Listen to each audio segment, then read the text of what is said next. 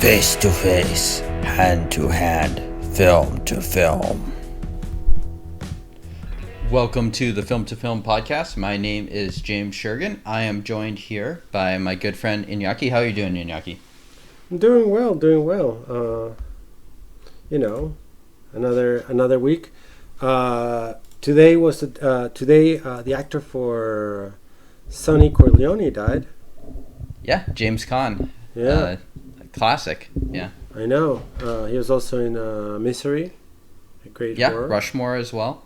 Mm-hmm. I think or is it Bottle Rocket? No, it's Bottle Rocket. That's right. The early Wes Anderson. Yeah. So pretty sad news. Although he lived a long, good life. I hope. Yeah, I mean, if he lived like Sonny Corleone, then living to 82 is pretty good. Yeah. Something tells me he didn't live exactly like Sonny Corleone did, but he always had kind of a volatile presence. So I was always a fan of him. I mean, he's like one of those guys from the 70s that always has, a very uniqueness to him. So, sad to see him go for sure. Yeah, I agree. He was very good. I mean, I remember him more actually from Misery than The Godfather. Perhaps because I've seen The Godfather I saw The Misery more recently than The Godfather. And in Misery, where he's it's just a guy in bed, he does a great job. So yeah, how does Misery hold up? I haven't seen that film in probably 16 or 17 years. Last time I saw it was in 2009. Oh, okay. So you have not watched The Godfather recently either? No. I watched The Godfather when I was in high school. Okay, gotcha. Yeah. Fair enough. Misery is a film I don't remember that well, but it's one I've been meaning to revisit for probably 5 years, and I just haven't got around to it yet. Today we are talking about The Big Racket, 1976. I was going to pick a double feature of Argento Jolly, but we actually did not have scheduling conflicts. With our very busy film schedule here, we could not make that happen, so we had to settle for a little bit of a different film. The Big Racket, going back to our original roots here at Film to Film with the good old-fashioned Eurocrime Poliziotteschi. Mm-hmm. Iñaki, how did you like The Big Racket?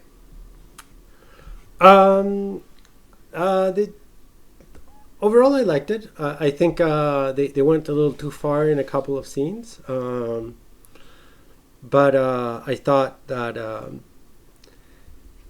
once you had the crew from the last for the last scene, or gearing the crew for the last scene, it was just fun seeing these characters try to fight off this extortion mafia.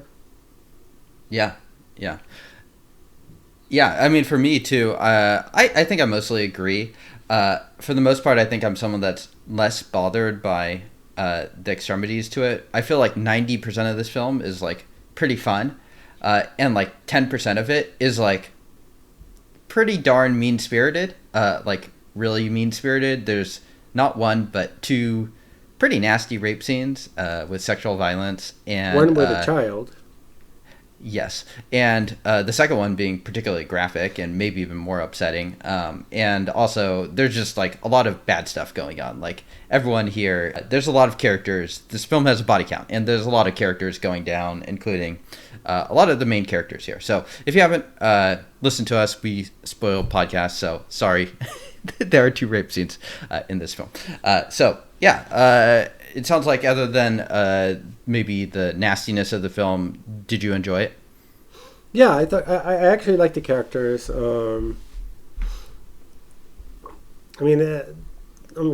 Obviously, its main message I probably disagree with. But we're not watching movies for politics. We're watching it for entertainment, and in that sense, it was a fun movie to watch. Right, yeah. I mean, one of the things I like about this film, probably the main reason I do like it, is it's sometimes that you have films that very much fill in the mode of certain ones. Like a lot of these Italian Poliziotteschi kind of follow Dirty Harry, and this one does too. But then this one also adds in a bunch of other different elements to it, so it feels like they're just tossing everything in the kitchen sink at you. Like at the end, it kind of becomes like Man on a Mission, sort of like Dirty Dozen, where we have all like these misfits and characters together, banding together for kind of this quasi revenge plot. We have like some characters kind of mixed in that it's almost like they're in like a different film, like a rape revenge film. Like we have a skeet shooter involved. It just feels like they have all of these different ideas and they're just like tossing everything at you. And I kind of really, I kind of love that in this film. And I think for me, that's one of the parts that is fun. Of course, yes, if you hear that part, this film is also shaded with kind of like the nastiness that motivates these characters of just like a really, really nasty kind of racketeering mob that everyone is kind of rallying together against. So this film was directed by Enzo G Castellari, famous for the original Inglourious Bastards. We have brought a film on before of his, Street Law. So maybe totally unsurprising, considering kind of a similar subject matter in some ways. This film is definitely a little bit more complicated, a lot more going on than Street Law, which I think is a little bit more simpler. But I think they do bear some stylistic similarities. You can call both of the politics of them to be kind of reactionary in a way as well. And the film was quite successful at the time, 1.479 billion lira. Released in 1976. This is more or less at the height of the Italian film industry, when the industry is going really strong. There's a lot of domestic films doing very, very well here. Want to kick it to you. Anything that really stood out to you of the film before I kind of start going through some of the talking points I got?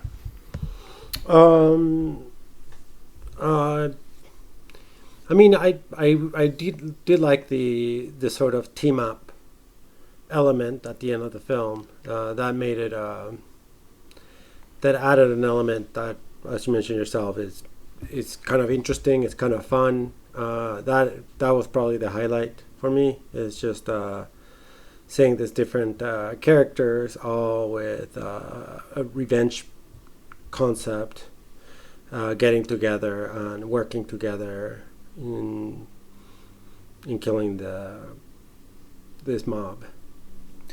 Yeah, so would you say that the last act was kind of your favorite, where we put the team together? Yeah. And the funny part with this is you don't even necessarily see that coming. Like, it kind of brings back characters that were in the first 20 minutes, and then they come back kind of rallying together in order to do this after everything that Inspector Palmieri does fails. I would agree with you. I think that's my favorite too. You have like this real mishmash of different people. It reminds me a lot of The Dirty Dozen. I'm a big fan of that film too, where you have like all of these groups of people, a lot of great faces in the Italian film industry. Everyone kind of stands out and has kind of their own thing. Were there any standouts of the crew that they put together? I mean, I like the I forgot his name now. Pepe. Yeah. I thought Pepe was funny too. Yeah, Pepe was my favorite character. If anything, I think to me Pepe stole the movie. Like, whenever Pepe was in the film, he was just so charming. Even when he was, robbing a hotel or a museum, just the manner in which he did it, his gentleness of it. All of it was just so lovely and enjoyable. Yeah. I love Pepe too. I mean, there's something that's... I wonder if there's a little bit of social commentary baked in there as well, in just the sense how crime has changed in Italy too, and sort of how you have this like very old school criminal, and he just is a total contrast to the way that the rest of the criminals are doing stuff, like the main racketeering, who are the villains of the show. And so just having kind of your gentleman criminal, like your Lupin type figure that, well, not exactly Lupin, but sort of in that sort of like very genteel, like kind to everyone, doesn't put them at danger, but he is still a criminal, stealing from people. I like it too. And yeah, he's kind of one of the more interesting additions to the plot. Yeah, I think that's when the plot started getting better. I mean, you also have I think it was I mean, the other character I think that some could say was like the heart of the team is Luigi by Renzo Palmer, who becomes the psycho killer. Yeah. And, it adds a little bit to that danger of the team, and that was kind of fun. I mean, between Luigi and what's the other one, the skeet shooter? Yeah, what is the skeet shooter's name? But yeah. Yeah, I'm looking it up right now. is it Gianni? Rossetti, is that right? Yeah, Gianni Rossetti. Or is that the actor? Yeah, but yeah, I know who you're talking about. Anyways, continue. Yeah, I mean, those two were sort of like your everyday man becoming, revenge seekers. That added to that and in two very different ways. With the skeet shooter being very methodical, while Luigi just going crazy. Yeah. I mean, in a different movie, that is like the whole movie. It's almost like you have 5 different movies just baked into this one thing, where it's like you could have a total movie about the skeet shooter. In fact, like that's basically kind of what a lot of those just normal rape revenge films were, or even the restaurateur played by Renzo Palmer, Luigi. Yeah, so I agree. I thought both of those guys just have good faces. They're very distinct. I thought this film was really well cast, not necessarily because anyone is like a super great Oscar-winning actor, but just because they have those like great faces that stick out. And all these films are dubbed, so I think a lot of the casting agents and stuff like that were or the directors were looking at these people, trying to think of ways to be expressive in ways that necessarily didn't involve like great dialogue or anything like that. And I think in that sense, the film is very well cast, because sometimes in some of these films, people will mix up and you can mix people up. And this film, I feel like each one of the dirty dozen or dirty half dozen is very distinct. Yeah, I agree. Yeah. Yeah, and in that sense, both of those characters also do have real arcs, even though they are very simple and predictable. I thought both of the actors doing it. Renzo Palmer plays kind of the deranged restaurateur. I thought they both did great jobs. I mean, Renzo Palmer, who plays the restaurateur, it's like I definitely did not see it coming full circle, where he just becomes like a psychotic in jail, and like basically. And Palmieri is just like, oh, you've killed 3 people in jail? Great. We'll get you out, and we'll get you on the revenge mission. It's just, it's terrible policing, but at that point... Well, he was fired already, so there you go. Yeah. Question. Doringo, the character played by Romano Pupo.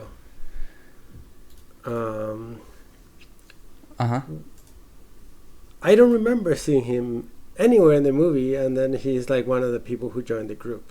He's like the former head of... Yeah. I agree. He was not in there. It makes me wonder if his scenes earlier were cut out, and because they just couldn't make it work. I mean, this film is an hour 44, so it's a little bit long for a Eurocrime Poliziotteschi, so maybe they just cut the scenes. But yeah, I was kind of racking my brain to say, where have I seen this person before? But no, I don't think he's in there until like the last half an hour. Yeah, it's interesting. He looks a lot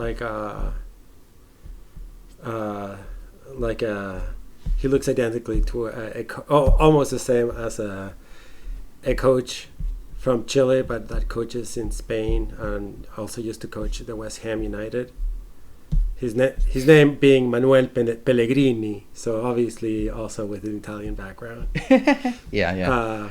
But yeah, if you ever look at a picture of Pellegrini and Pupo, they look very similar. Very similar. What's the Chilean coach's name? Manuel Pellegrini. So okay. Pellegrini. Oh yeah, jeez. I know, yeah, right? These two are definitely cousins. I mean, they even have like the same like white hair look. It's like the same hairdo almost too. Yeah. Okay. Well, there you have it. Yeah, I mean, Romano Pupo, he's Castellari. One of the things he liked to do is he liked to cast stuntmen in real acting roles, and Pupo was one of those guys. Fabio Testi as well, who is the lead Palmieri, started out as a stuntman too. And I think Castellari might be the best action director of the Italians during this era, and so I think it kind of shows in who he chooses to cast there. But that is kind of funny with Pupo. But yeah, you're right. I don't think what's his name, Doringo, appears until that last half an hour. Yeah, and they definitely used him doing his stunts. He climbed up, climbed down, like stuff. He did some crazy jumps. I mean, nothing huge, but enough to be like, okay, this guy is at a whole different level than everyone else. For sure. Yeah, I mean, I think the action of this film is pretty darn good. For what it is. I mean, these Italian films, it's interesting kind of going back and forth between Hong Kong and them. Personally, I do love both countries. I think in terms of physical stunts, Hong Kong is very difficult to beat. But, I think the Italians, in terms of gun violence and stuff like that, and car scenes, not that there were any in this film, definitely can hold their own. My favorite of the ending, too, not that he's my favorite character, is Mozzarella, who just has, like, that giant plate put in over his chest, and he basically kind of becomes like the Terminator for about 2 seconds before he's shot in the nuts to finish him off. So that was one of my favorite scenes where the woman racketeer shoots him and he blows her away and he starts taunting, and then he immediately gets his nut shot off. So that was one of my favorite moments there. Yeah, that female racketeer, she is kind of like almost like a leading member of the gang. She might be the most vile. She's certainly one of the most memorable, if not the most memorable. Yeah. Yeah. Yeah. Where do you stand on the actual racketeers and stuff? Moving a little bit away from that third act. I mean, how do you? Yeah. If my Nathaniel comes out, the entire plan was ridiculous. Like the ultimate plan, right? To just racketeer the entire country was just overly insane. Because at that point, you're unlike drug cartels or other things which actually produce a product that is sold, and basically then with that money they can bribe politicians. Racketeering, just for the whole sake of, through extortion only, is just, as one person said in at the beginning, like when they were showing the entire system, how they did it, it was like, it's just an additional tax to people, nothing else. So it's like a Ponzi scheme. So you're saying that the racketeers need to go back to business school? I mean, so that type of extortion is common among mafia families, but they cannot grow to the level that they did, because at that point, the police and the military will get involved. And then they're screwed. Screwed. Yeah. Unlike drug cartels, where your level, your finances can exponentially grow because you're not. Your business is not hurting other people. Your business is making a product. I mean, in one case, you literally are making people pay you so you don't break up their shit. In the other one, you're having people pay you because you're selling a product. So that is sustainable, and you can then have enough money to bribe everyone if you want to have like that type of racketeer. There you go. And if you're interested in small-time racketeering, you can check out Inyaki's other podcast. I know. I'll tell you how to build a securitize your expenses. Make sure that you gotta have shell companies for that. That way you can. But it's Patreon only, so you have to pay him $50 a month to learn properly. Just kidding, but no, you know what I'm saying, like. Yeah, it's totally absurd. I mean, it's ridiculous. Not to mention that I like how the big reveal of who is like the boss in charge is like just the lawyer. It's like, I know. Okay. It's a I'm all for lawyer. I know. I'm all for making the defense lawyers the villains of everything, but it's like one of those twists that's like a little bit like I'm laughing a little bit in my head as it happens. I'm like, that guy? Really? Yeah, I thought, because I mean, I really thought the twist was gonna be, like, he's like the top police boss, Yeah. That's what it is in most movies because it makes sense. Yeah, like the defense attorney has little, if no power, beyond just properly defending their client. I mean, generally speaking, again, in a gang, being the defense attorney of a gang is actually risky business. Because if you fuck up too bad, you get shanked, just like everyone else. Yeah, exactly. Yeah, it's one of those moments where you're just kind of like, what? Okay, sure. It's like maybe like they couldn't get the person they were intending to play the big bad that day. Maybe had a scheduling conflict, so they're like, all right, bring in the lawyer. He'll have to play here. I mean, they could have gone full absurd and have the man come in and it's like, oh, who is that? Oh my God, it's the president of Italy. Il presidente, or however it's said in Italian. It almost would have made more sense in that same way. Yeah, and then actually the speech would have made sense too, because it said like, you already got my party, let's go for the other ones. Yeah. For sure. So all right, well, let's rewind a little bit. We're kind of a little bit all over the place on this one, which is fine, because I think that third act deserves a lot of attention. So let's go back. Actually, I didn't even do the synopsis. Well, basically the synopsis is there's a racket in Italy, or is it Rome? I'm not even totally sure. And there's a cop trying to bust it, and he has to resort to increasingly dirty backhanded tactics in order to do it. Just about nothing works. In fact, we can talk about Palmieri's competence during this film. I don't think he's a terribly competent police officer. He's certainly not particularly effective, and just about everything he does fails until he decides to basically assemble a bunch of misfits together that have been wronged by the racket to basically do a revenge killing on them. Right. I mean, truth be told, we've watched a lot of Italian films by now, both Poliziotteschi and Giallo, and my expectations coming from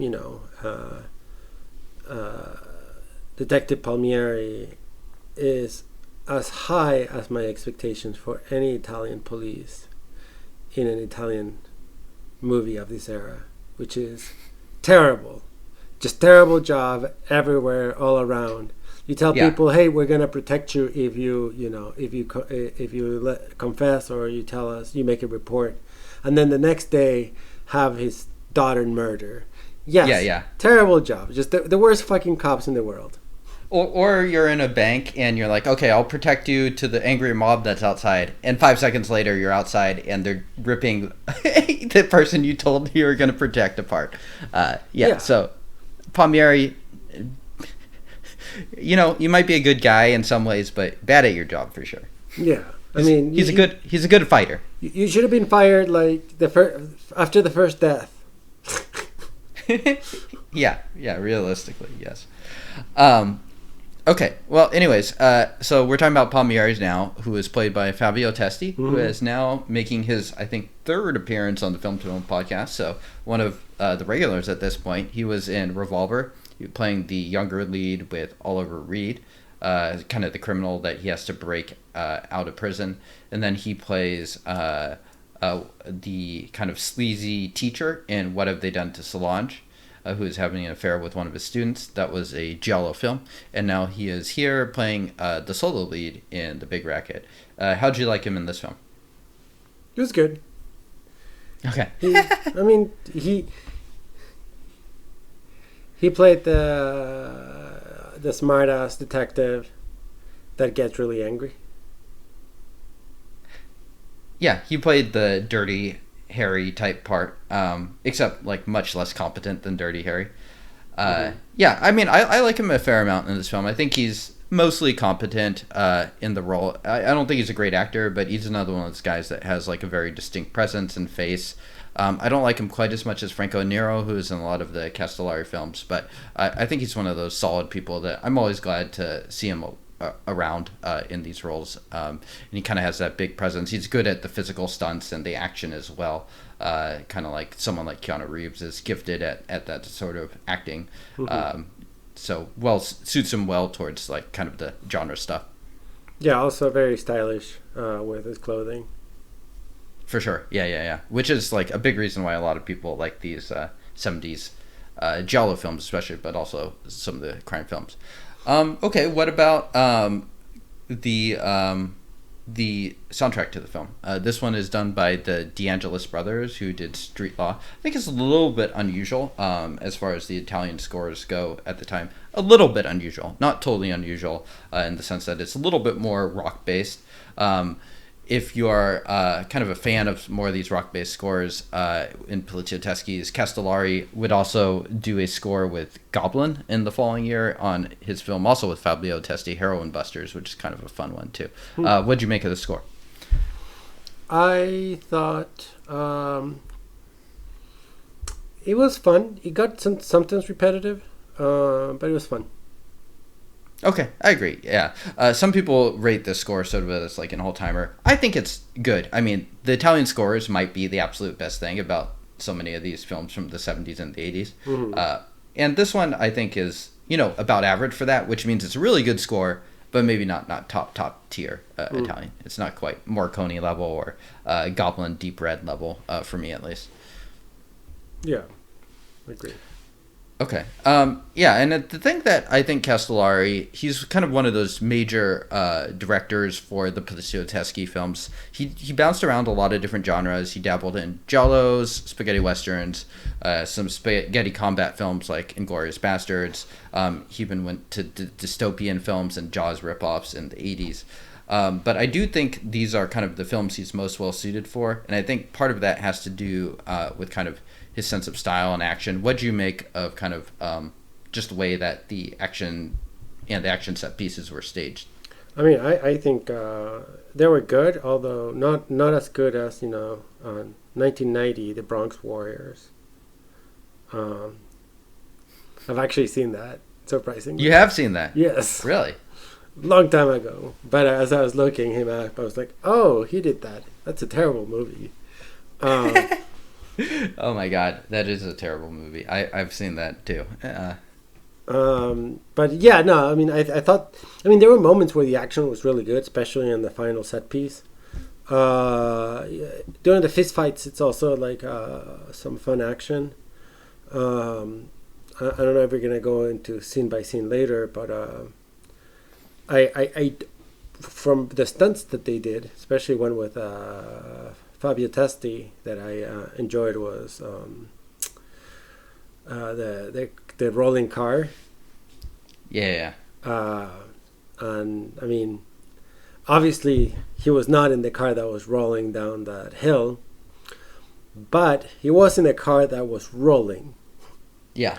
And that looked like, it's pretty brave for an actor to do that. I had to slow it down to see when the hands were coming out from the exterior, meaning the hands that were rolling the car. It's pretty funny because he's supposed to be rolling down a hill, but you see hands coming in once in a while, just for a split second, from the outside. Yeah. I mean, you can sort of see on his face too, where it's like, oh, what the fuck am I doing right here? Yeah. I mean, it looks super dangerous. I think that might be the single most impressive kind of stunt and shot. It's not really surrounded with a set piece. I mean, another reason why Palmieri is such a bad detective, he's following like 20 people, and somehow they sneak up on him. I know. It's quite bad. It's like, what do you happen? Are you like listening to a podcast with your earbuds in? It's like, what's going on with your ears, buddy? And so you just, yeah, super well staged. I love that shot where he's just like, the car is tumbling over. And I think Castellari in particular stands out for his really good use of slow motion. I don't think he's quite John Woo, but I think, seeing some of his later stuff and stuff like that, he's really good with like explosions and just kind of like slow motion stuff going on and the action. Yeah. I agree. Yeah. Now I'm curious about what you think of 1990 Bronx Warrior. So yeah, that's a good example of kind of like the dystopian stuff that Castellari did later. I'm personally not a huge fan of those kind of like that genre of later stuff that's sort of like, I don't know, kind of trashy and dystopian. I mean, the lead character in those films is literally named Trash, and yeah, I feel like that is somehow appropriate. He is a terrible actor, yeah. Yeah, but that film was so good that they decided to do a couple sequels with it too.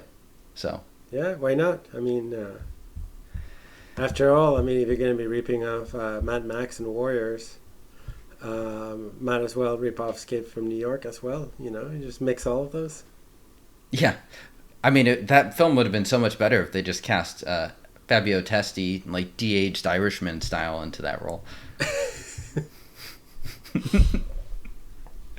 Yeah. Yeah, that film is one that just gets totally killed by a totally inert lead that is just completely awful actor. Anyways, back to this one. What about just kind of like the plot construction and stuff like that? Yeah, one thing that stands out for me, just to sort of kick off the discussion too, is I feel like this film is touched with a lot of just cleverness, and some of that is kind of what I was referring to earlier, where we just have like all of these different elements from films tossed in, like this heat shooter. I like that, but just the way that they use kind of the system against them, like at one point. Yeah, anyways, sorry, I don't want to go through my list all the way. So anything kind of like as far as like plot construction or like little clever details that you like kind of put into your notes? I mean, I think it flows really well. Besides Manuel Pellegrini, no, just kidding. Besides the character by Pupo. The Ringo character, yeah. Yeah. Besides the Ringo, I think the inclusion of each character for the final set piece, and the introduction of each character is set up in a fairly organic manner. And like, although you're not expecting this group of people to meet up at the very end, it makes sense and it flows very easily from one end from one moment to another. And to be honest, that is, I mean, if I have a complaint, especially on giallos, more than Poliziotteschi's, is that there are moments where the flow is not super fluid. Like there are plot changes that are too jarring, in my opinion, and here the plot changes are actually very fluid. It makes the movie move faster. Yeah, I agree. I think the pacing on this is very good. I've seen some people say that this is too slow, and I can't agree with that, just because there's so much going on in this film, and I do feel like it's definitely one of the more well put together Italian genre films, where it does feel fairly well thought through, rather than, as you said, Romano Pupo showing up like at the very end, unexplained. Well, partially explained, I would say, but certainly less explained than the other characters being put together at the end. Yeah, I mean, his entrance is almost explained by exposition only. Right.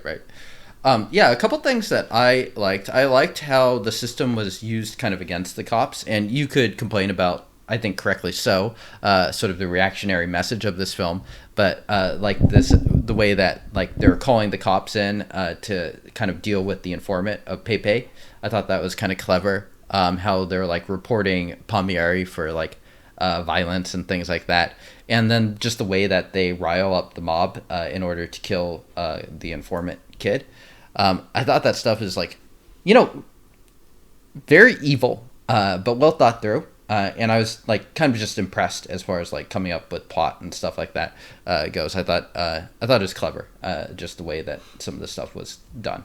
Yeah, I mean, the whole police violence part. I mean, that was part, in my opinion, probably the most reactionary element to it. You know, the first time that they catch them, and all the cops have their hands tied basically by a justice system that I am pretty sure is not how it works anywhere in the world. Yeah, now, yeah. I mean, or back then. Yeah, I mean, they've put a cop in the hospital.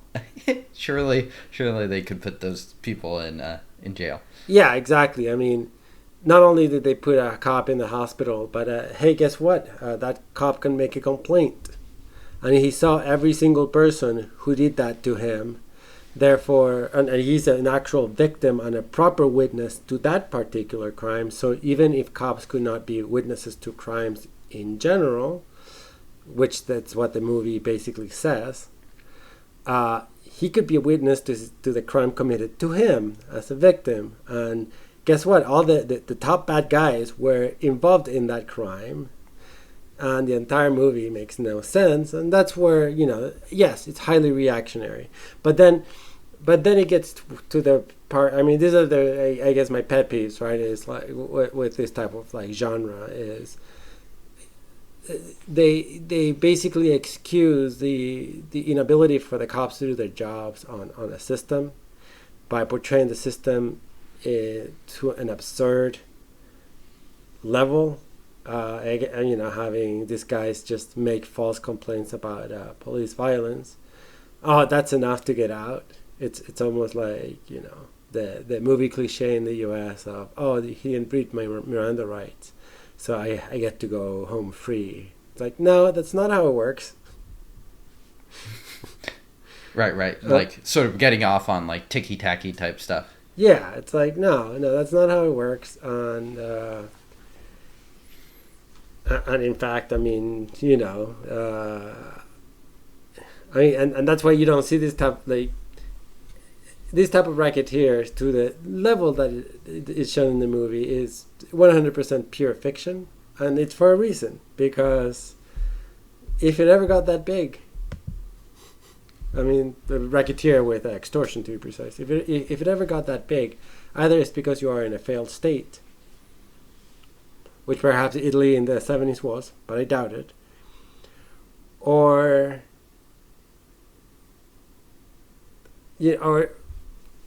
or there's a level of corruption that this movie actually didn't even show. Yeah. I mean, you'd need something within the system, like some sort of police commissioner or multiple police commissioners, commissarios, helping them out. Yeah, that would have made sense. Not a fucking defense attorney. Yeah, who seemed like not a especially high level defense attorney either. No, I mean, like, you know, he had a nice suit. He had the nice hair, the hairdo. I'm assuming he's supposed to be like, you know, a top lawyer. It's probably like the defense attorney in The Wire. You know, like whenever you saw him, you'd be like, oh, this guy. But yeah. but that's not a sign of corruption in and of itself. True. Yeah. Well. Okay. Well. Anything else before I kind of get down to a couple of the scenes? I just have a handful of scenes picked out. No. Let's go for it. Okay. Well, I think we already kind of covered the first one I had, just the opening set piece. I like the opening where they're just kind of breaking the store, but I think the big thing that it kind of builds up to is them throwing Fabio Testi's car down the hill, and just kind of that shot. Some great slow-mo after he temporarily lost his hearing, where they are breaking the windows and stuff open, and then they toss him down. Any additional thoughts before we kind of go on to a couple of later ones? I mean, I just love that car rolling. The inside shots of that car were just... Yeah. I actually probably watched it 3 times just because I just really wanted to observe like all the little details on how they did that. It's really impressive. Yeah. It's like super well done. Yeah. Supposedly it's one of those that Castellari has been asked constantly how he did it, because people aren't sure. I mean, but I have my theories. I think, you know how at first they show the whole gang picking up the car, unrolling it? Mhm. I think they just did that a whole bunch of times. But instead of doing it at a hill cliff, they did it at a flat surface. Right. So people are just cycling the car. Yeah. I think that would make the most sense, for sure, on it. Especially because you see hands once in a while showing up from the outside, as in saying, there's people handling the car. Right. And the way it's done in slow-mo, and you just see like the little particles in the car of glass and other stuff coming in. Like a book. Yeah, exactly. Yeah. If you remember the Eurocrime documentary, Castellari does talk about it briefly in that film. When they're talking about different stunts and stuff like that done. Let's see.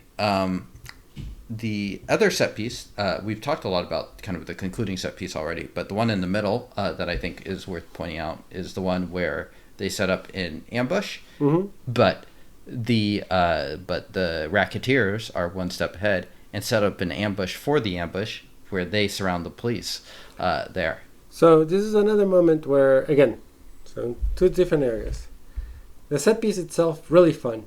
Lots of shootings, people coming from all the angles, like from top of trains and things like that. That's where the skid shooter like joins in for wanted to be a hero, and that's pretty fun. But again, sorry, like I'm gonna go back to the plot a little bit. That was another scene where it was implied that there was an inside man, which adds to the disappointment when you see a fucking defense attorney showing up later. You're right. You know, it really makes it seem like someone just forgot to show up on work that day and they had to scramble. And they're like, okay, it's the defense attorney now. But you're right. It doesn't make any sense, does it?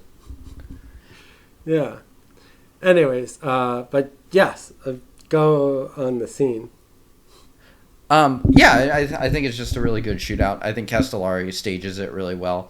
I like how they're like getting in position and stuff like that, and then we see the criminals getting in position too. The way it's staged on trains and stuff like that, it reminds me a little bit of kind of like a Western, where you have a bunch of trains and stuff like that. People are jumping around on them. I think it's just a really well done gunfight, and we also see them mow down Salvatore, who is Fabio Testi's Palmieri's partner. So that kind of gives him a little extra motivation. Not that he necessarily needed it throughout the film. And then even throughout that whole thing, they introduced the skeet shooter, who's pretty great. I mean, I love that they incorporate like literally an Olympian into the film. So that I thought was a lot of fun. I agree. I think it does a really good job actually, because it's not one of those moments where it's a set piece for the purpose of being a set piece, but it also adds more elements to the plot. The revenge, the making this issue now extra personal for Palmieri, adding the skid shooter. One thing I will note though is that Salvatore's death was one of the longer deaths I've seen in films. He gets shot from the front, where you see blood coming out from behind, so you know that this is a really bad shot. He kills a bunch of people, gets his gun, stuck or whatever. He's like, oh, God damn it. He gets shot again. And then Palmieri sees him as he's like, kind of falling. And then he gets shot a whole bunch of times. So this man can get shot 1,000,000 times while everyone else dies in one shot. Yeah. Well, it might remind me a little bit of good old James Caan's death in The Godfather. Yeah. Yeah, you could say that. Yeah. Yeah. Or a lot of these Hong Kong films that you'll see, which I've been watching, regularly for a while, where they die very similar fashions to Salvatore. We'll put it that way, where they get cut once and then they get cut a bunch more times, and they're seemingly superhuman in how long it takes for them to kill. But apparently Salvatore is wired the same way as those guys. Yeah. Yeah. I also like just the random explosions. There are a lot of random explosions in this film, particularly at the end, but there's also some of police cars here. And yeah, I think Castellari, well, these are definitely a little ridiculous, but I think if you accept them, they are certainly fun. Oh wait, you mean the what was it? The Ford Pinto that would blow up. I believe so. Yeah. During this fight, or No. So there's a car that became famous in the 70s because the way it was wired made it so it blew up very easily. It was recalled. It basically was completely killed. I believe the make and model was a Ford Pinto. At the end of this movie, everyone is driving a Ford Pinto. That's what's happening. That was my only. Sure, it had Italian brands on them, but they were Ford Pintos. That's the only explanation I have of why all these cars blew up with one single gunshot. Well, we do see him doing something funny with the bullets, I guess, to make them explosive, but it certainly stretches the limits of the imagination to imagine, because he shoots like 4 bullets and like 4 cars blow up. It's like, exactly. Yeah, sure. Again, no, I think they were Ford Pintos. They didn't get recalled, and these bad guys were like, "Hey, we're in Italy, a country that makes amazing cars, but we're gonna import Ford Pintos from the United States of America because they sound cool." Yeah. More advice for the small-time criminal here from Iñaki. It's like, if you're a mobster, don't buy the Ford Pinto. It's just an occupational hazard at that point. Yeah. Anyways, any last thoughts on that kind of shootout in the middle? The shootout in the middle. Oh, that was plenty of fun. Like that was, yeah, not much beyond. It's fun to watch. Yeah. Although I guess this one is one of the moments where it says, "A good guy with a gun may save the day." It's true. It's some good propaganda right there. Yeah, I guess some Republicans were correct here. As long as they're Olympic skeet shooters, which the United States has not medaled in years. Yeah. So maybe we just need more Olympic medalist skeet shooters in here. Yeah. Yeah. But Americans are better at killing children in schools than shooting at skeets. True enough. Well, speaking of not fun, one thing I do like about this film too, or like or dislike, I'm not sure, but it was worth commenting on, is how it immediately transitions out of that fight to Palmieri talking to the skeet shooter. He's like, well, I guess you need to come down and do some paperwork. But it immediately transitions the next scene to the skeet shooter and his wife reading about themselves in the paper the next day, which immediately turns into kind of that second very violent sexual assault that happens, where the wife ends up getting burnt to death as well. So I was just kind of shocked at how fast it transitions to that, where it's like the skeet shooter's not even in the film, helps him out, and then all of a sudden he has a revenge plot almost immediately. Yeah, I guess that probably was one of the more rushed elements. I kind of liked it though. Yeah. But I can see that, like I said before, it flows really well. But that was perhaps one of the more abrupt elements. That scene reminded me a little bit of Clockwork Orange for some reason. I could kind of see it. Yeah. There's kind of a Clockwork Orange vibe to the gang too, in a weird way. Yeah. And that to me was perhaps one of the more noticeable, in the sense that it's just this gang comes in full of glee, breaking into someone's house and,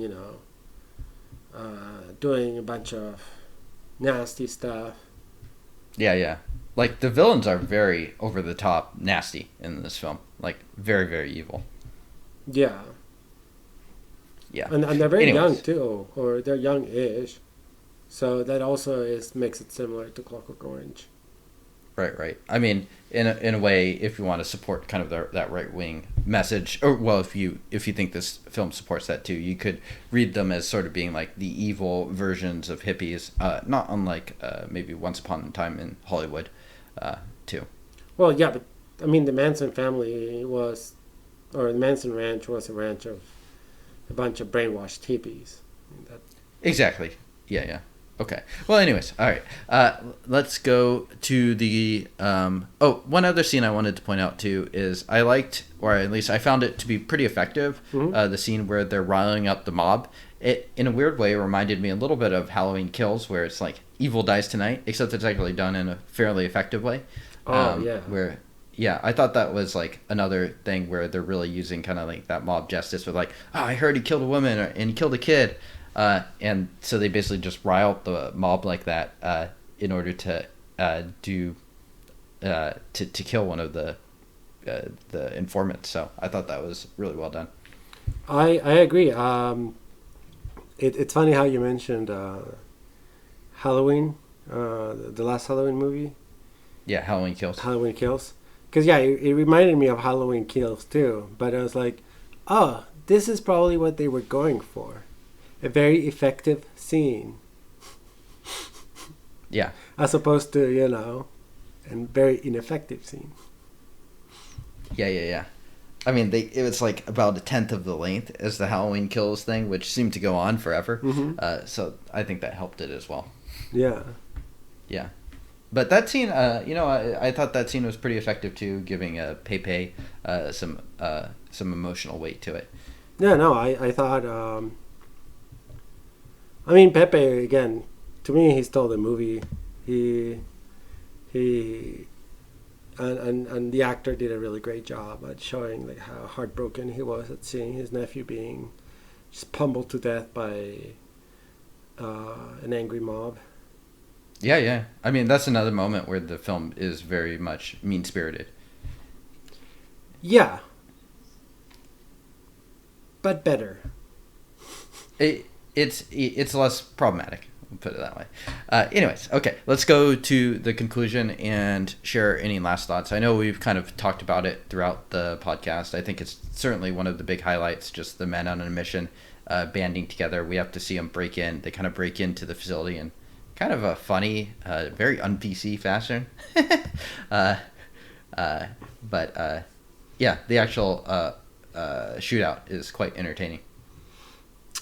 Yeah, the shootout was entertaining. How they get in, again, that's funny. Like how they get in, also makes me think of that dystopian future of A Clockwork Orange, where everyone is a little bit deranged at a certain level. Because I mean, A Clockwork Orange is kind of like, it was not just the main characters who were deranged. It's just like the entire society. And yes, how they get in is like goes sort of hand in hand with that style.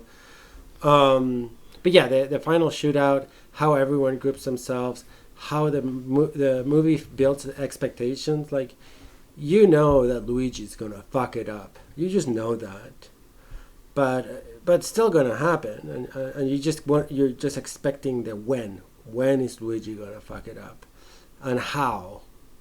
And it does a really good job. I mean, all those little elements, all the way to, again, Luigi's suicide. I mean, also very great. Pepe's sacrifice to warn Palmieri, I think. Yeah. Great.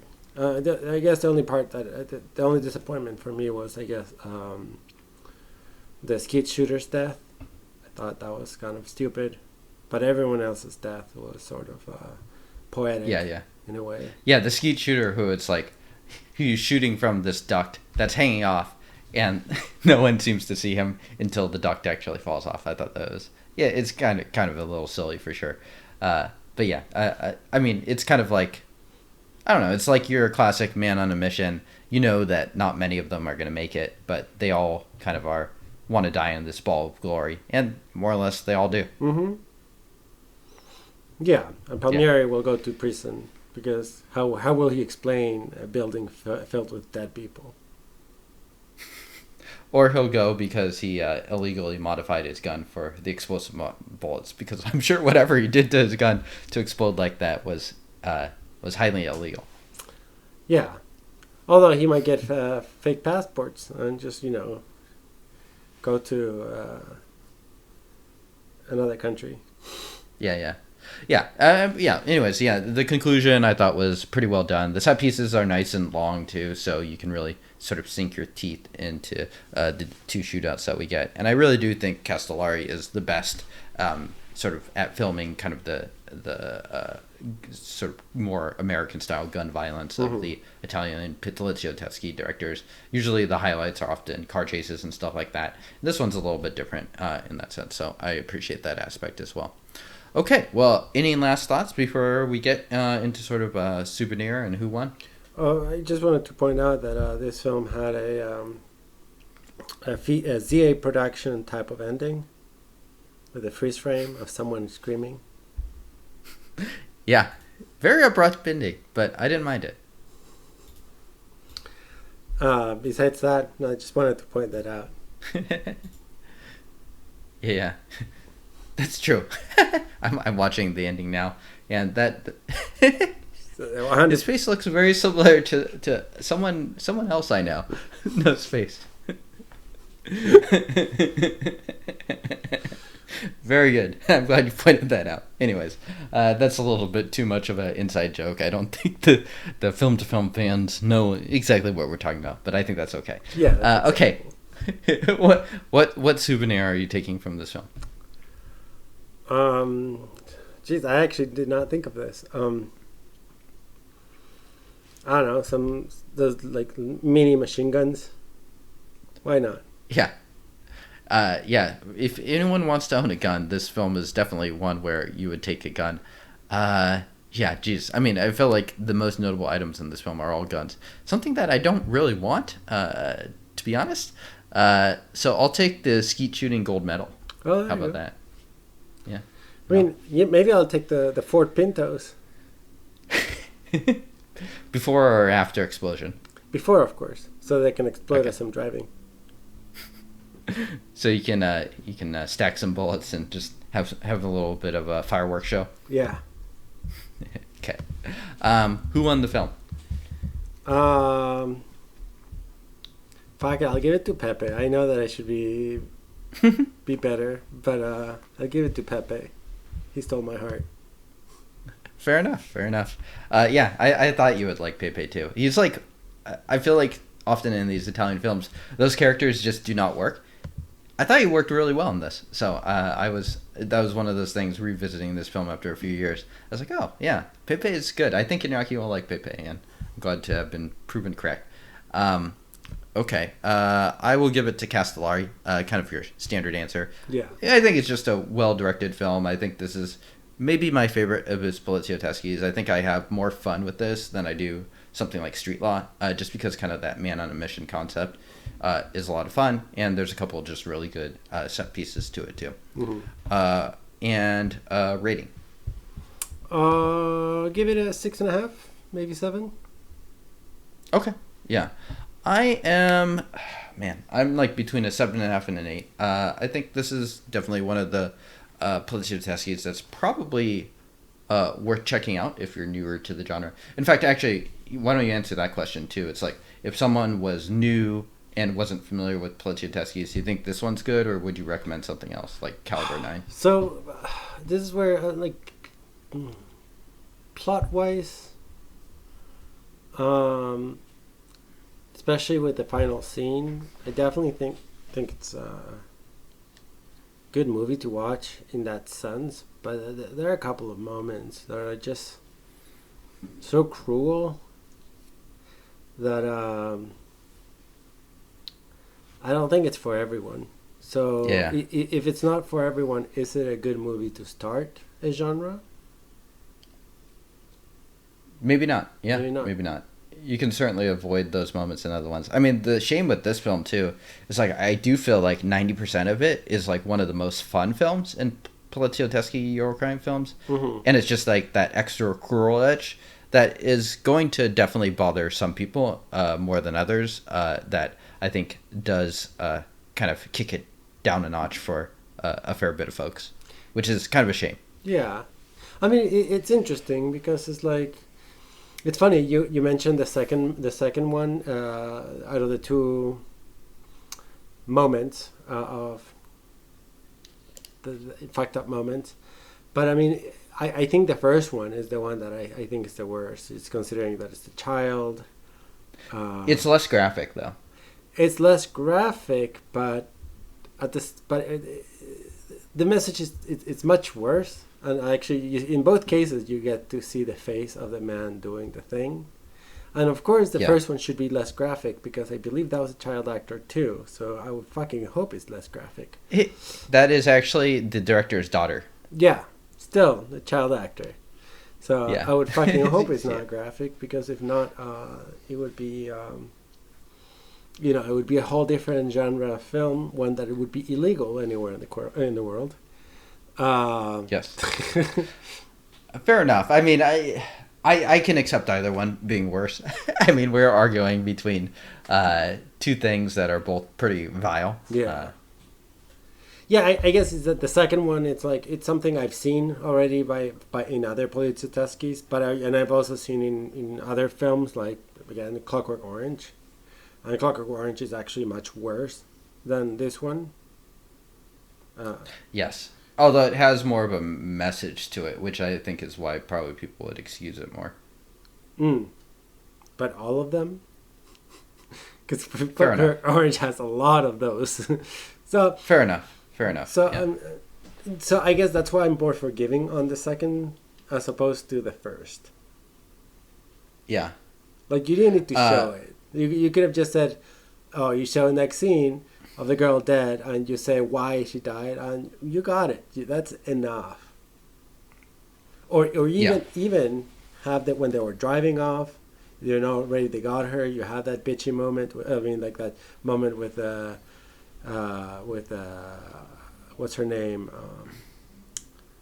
Marcy. Yeah, Marcy.